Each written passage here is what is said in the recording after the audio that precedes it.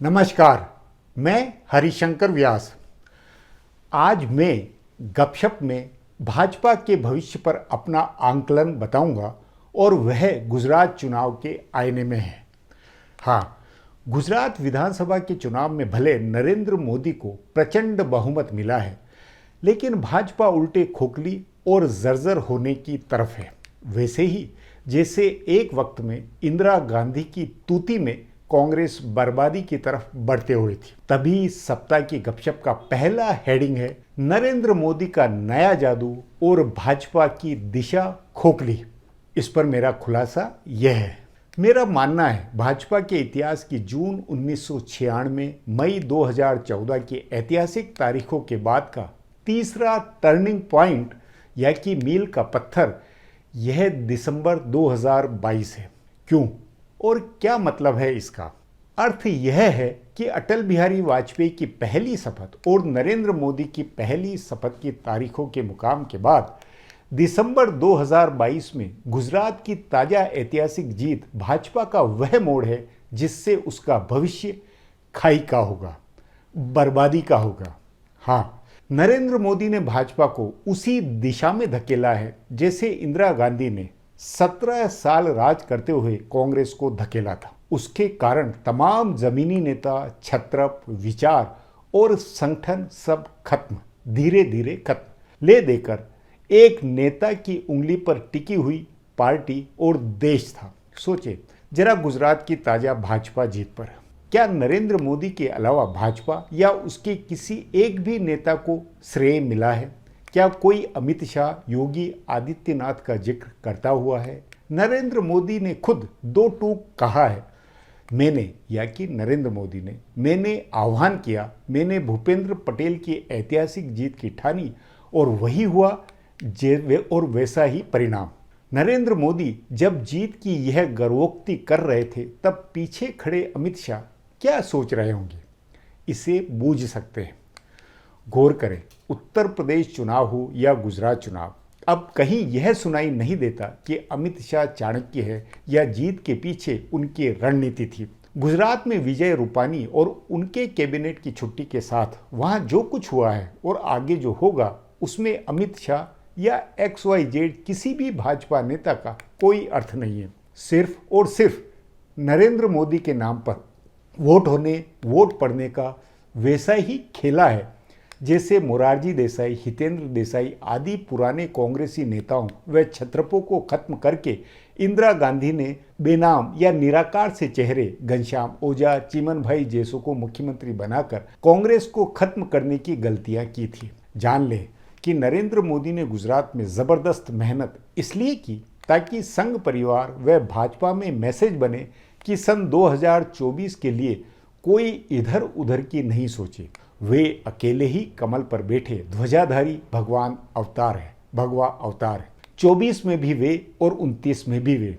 पुराने तमाम मुख्यमंत्रियों, नेताओं, विधायकों को बदलने का जो प्रयोग गुजरात में हुआ है वैसा ही आगे होगा, क्योंकि वे अकेले बहुत हैं। इसलिए संभव है कि गुजरात के नतीजों के बाद, इस संसद सत्र के बाद नरेंद्र मोदी उन प्रदेशों में वैसे ही प्रदेशों के मुख्यमंत्रियों वे पुराने छत्रप नेताओं की छुट्टी करें जैसे गुजरात में की थी। आगे अब भाजपा के विधायकों, सांसदों के और ज्यादा टिकट कटेंगे, मतलब पार्टी और ज्यादा बिना पेंदे तथा विचार की होगी। केवल भावनाओं की राजनीति से ही आगे चुनाव लड़ा जाएगा। तय माने नरेंद्र मोदी ही कर्नाटक, मध्य प्रदेश, राजस्थान आदि राज्यों में वैसे ही विधानसभा चुनाव लड़ते हुए दिखेंगे जैसे अभी गुजरात में चुनाव लड़ा।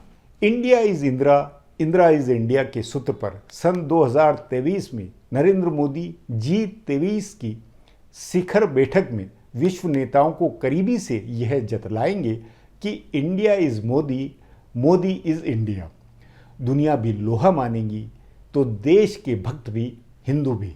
सवाल है कैसे इससे बतौर पार्टी भाजपा खोखली होते हुए और 10-20 सालों में खाई में गिरेगी। आखिर कुछ भी हो, मोदी हिंदू धर्म ध्वजा के अवतार बनकर जब राजनीति कर रहे हैं तो हिंदुओं में संघ भाजपा क्या स्थायी तौर पर स्थापित नहीं हो रहे हैं? नहीं, जो हुआ है और जो हो रहा है वह एक नेता की सत्ता उम्र तक का चमत्कार है, जादुई तमाशा है, एक अभिनेता की एक फिल्म है।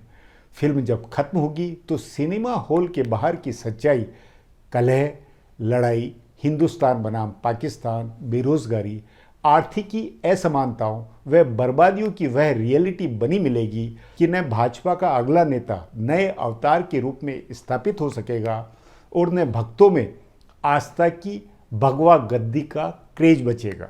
इंदिरा गांधी ने भी दुर्गा गरीबी हटाओ, मैं गरीबी मिटाना चाहती हूँ, वे मुझे हटाना चाहते हैं जैसे हाल में नतीजों के बाद मोदी ने कहा कि और जुल्म होंगे, वैसी भावनात्मक बातों में इंदिरा गांधी ने ठसके से चुनाव जीते, राज किया। लेकिन याद करें कांग्रेस कैसे धीरे धीरे खोखली होती गई, विचारधारा, नेतृत्व और संगठन सब खोखले होते गए। वैसा ही भविष्य में भाजपा का होना है। इसलिए दिसंबर 2022 की गुजरात जीत भाजपा का एक टर्निंग पॉइंट। अब दूसरी गपशप है, इसका हेडिंग है मोदी के जादू का सिक्का, उसका एक पहलू ओवैसी तो दूसरा केजरीवाल।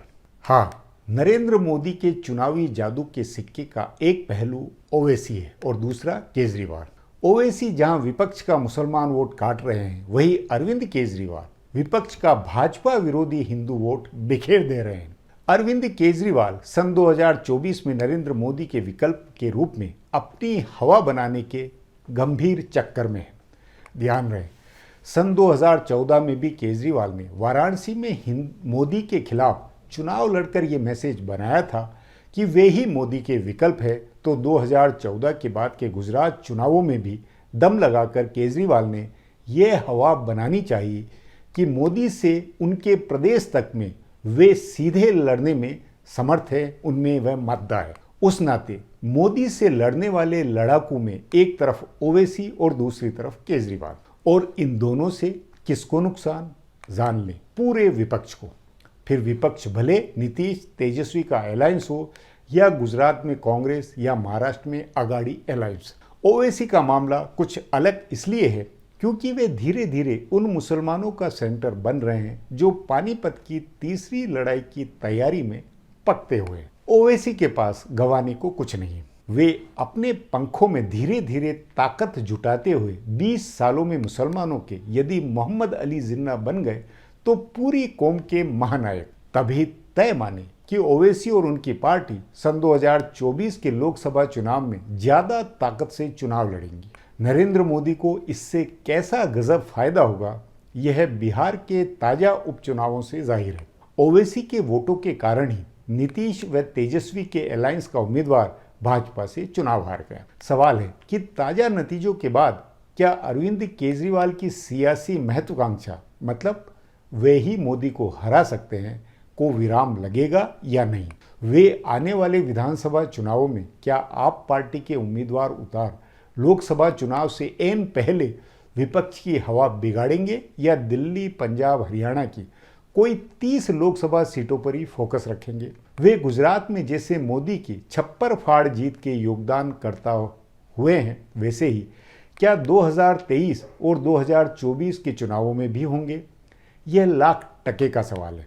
मोटा मोटी अरविंद केजरीवाल अपने ही मक्कड़ जाल में फंसते हुए हैं। दिल्ली के एमसीडी चुनाव में मुसलमानों ने आप पार्टी से अपने को जैसे किनारे किया है, वैसा आगे पंजाब में मोदी विरोधी सिखों में भी होगा। सूरत, आदमपुर और गुजरात से जाहिर है कि बनिए हिंदुओं को वे चाहे जितना पटाए, वे मोदी के ही भक्त रहेंगे। उन्हें भाजपा और मोदी के वोट कतई नहीं मिलेंगे। रेवड़ियों से भी वे ही वोट मिलेंगे जो कांग्रेस के हुआ करते थे या है। इन वोटों से न भाजपा हार सकती है और न आपके उम्मीदवार जीतेंगे।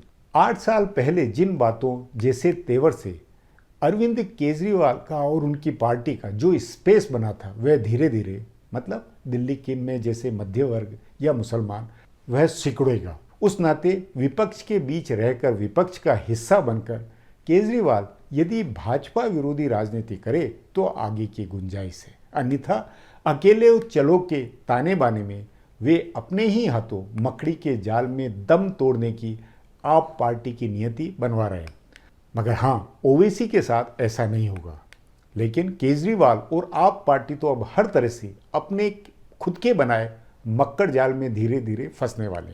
दिसंबर 2022 के दूसरे सप्ताह की गपशप का पहला पार्ट अब यहीं खत्म होता है। अनुरोध है गपशप का अगला पार्ट जरूर सुनें।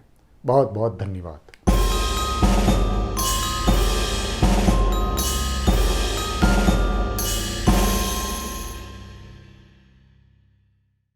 Do not forget to subscribe to our channel for all the latest gossip on politics and my take on world affairs.